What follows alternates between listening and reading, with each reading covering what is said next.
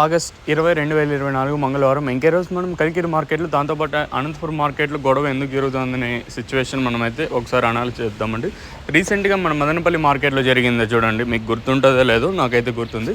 So రీసెంట్గా మదనపల్లి ఇప్పుడు ఏదైతే బయర్స్ వర్సెస్ ఇది లారీ అసోసియేషన్ ఉంటారు కదండి, వీళ్ళ మధ్య అయితే ఇష్యూ ఇదైతే ఉంది. ఇప్పుడు సపోజ్ ఎలా అంటే, మీకు టైం ఉన్నట్టయితే చెప్తాను. కలికిరి మార్కెట్లో 300 రూపాయలకి సూపర్ టాప్లు అయితే ఉన్నాయండి. సో రైతులకు అత్యధికంగా 150 రూపాయలు కాటిన ఇంకా 250 లోపల వరకు అయితే పడుతూ ఉన్నాయండి కలికిరి మార్కెట్ ఇంకా.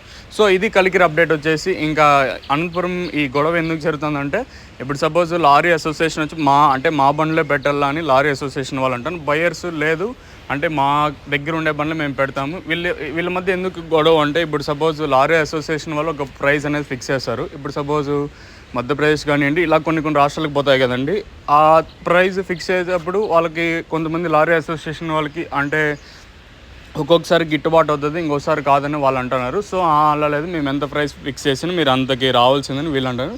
సో ఇందువల్ల ఇద్దరి మధ్య కొంచెం ఇష్యూ అనేది జరుగుతుంది. సో ఇది ఫాస్ట్గా రిజాల్వ్ అవ్వాలని మనం అయితే కోరుకుందాం. ఇదండి ఇన్ఫర్మేషన్ ప్రస్తుతానికి ఉన్నది కలికిరి. తర్వాత